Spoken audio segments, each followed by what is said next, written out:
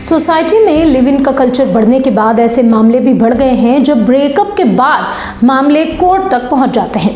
ऐसे में जब लड़के अपनी पार्टनर लड़कियों से शादी करने से इनकार करते हैं तो मामले कोर्ट तक पहुंचते हैं और लड़कों पर रेप का चार्ज लगा दिया जाता है। ऐसे ही एक मामले में इलाहाबाद कोर्ट ने एक ऐसा फैसला सुनाया जिसके बाद लिव इन में जाने से पहले लड़कों के साथ साथ अब लड़कियां भी 2 बार जरूर सोचेंगी। इलाहाबाद कोर्ट ने क्या फैसला सुनाया, पूरा मामला क्या है, आइए जानते हैं। नमस्कार, मेरा नाम है कनुप्रिया सत्तन और आप देख रहे हैं राष्ट्रीय जनभावना। हाल ही में एक दलित युवती की मां ने एफआईआर दर्ज कराई थी जिसमें यह आरोप लगाया कि ओबीसी समुदाय के एक युवक ने फरवरी 2021 में उसकी बेटी को शादी का झांसा दिया और फिर घर से भगा कर ले गया।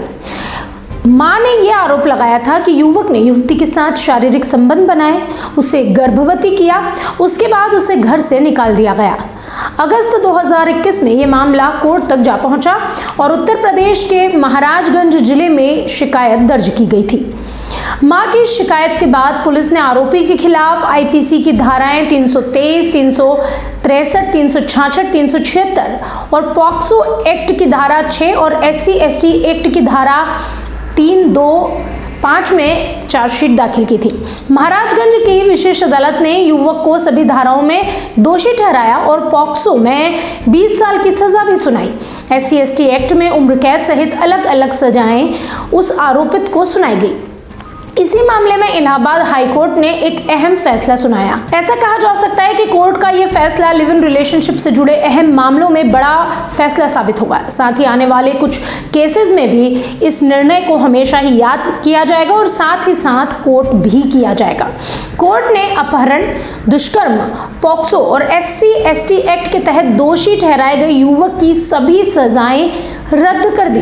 कोर्ट ने कहा कि जब 2 बालिग सहमति से लिव इन रिश्ते में रहते हैं और बाद में संबंध टूट जाता है तो केवल इस आधार पर पुरुष को गंभीर आपराधिक मामलों में फंसा देना कानून का गलत इस्तेमाल है।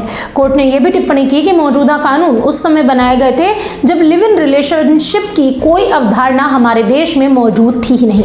आपराधिक अपील पर सुनवाई करते हुए जस्टिस सिद्धार्थ और जस्टिस प्रशांत मिश्रा की खंडपीठ ने यह भी पाया कि पीड़िता घटना के समय बालिग थी। कोर्ट ने सीएमओ महाराजगंज द्वारा जारी आयु प्रमाण पत्र का हवाला दिया और कहा कि युवती की उम्र अगस्त 2021 में करीब 20 साल थी। कोर्ट ने कहा कि युवती अपनी मर्जी से आरोपित के साथ गई थी। दोनों 6 महीने तक लिव इन रिलेशनशिप में रहे, सार्वजनिक स्थानों, अन्य लोगों के बीच भी रहा करते, जिससे जबरन अपहरण या शादी के लिए मजबूरी का आरोप साबित नहीं होता। कोर्ट ने यह भी साफ किया कि जब पीड़िता बालिग हो और सहमति से संबंध बने हों तो ना तो पॉक्सो एक्ट लागू होता है, ना ही दुष्कर्म की कोई धारा लगाई जा सकती है।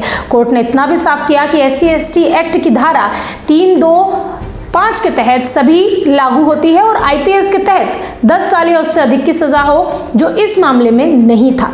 हाई कोर्ट ने टिप्पणी की कि आजकल लिव इन रिश्तों के टूटने के बाद FIR दर्ज कराने की ऐसी मानसिकता लोगों में बढ़ गई है और ऐसे मामलों में पुरुषों को उन कानूनों के तहत दोषी ठहराया जा सकता है। इसे बदले की भावना भी कहा जा सकता है। पुरुष उन मामलों में फंस जाते हैं जो लिव इन की अवधारणा से पहले बने थे। अंत में कोर्ट ने ट्रायल कोर्ट का फैसला रद्द किया और आरोपित को तुरंत रिहा करने के आदेश दिए। कोर्ट के इस फैसले पर आपकी क्या राय है, कमेंट बॉक्स में हमें जरूर बताएं। देखते रहिए राष्ट्रीय जनभावना।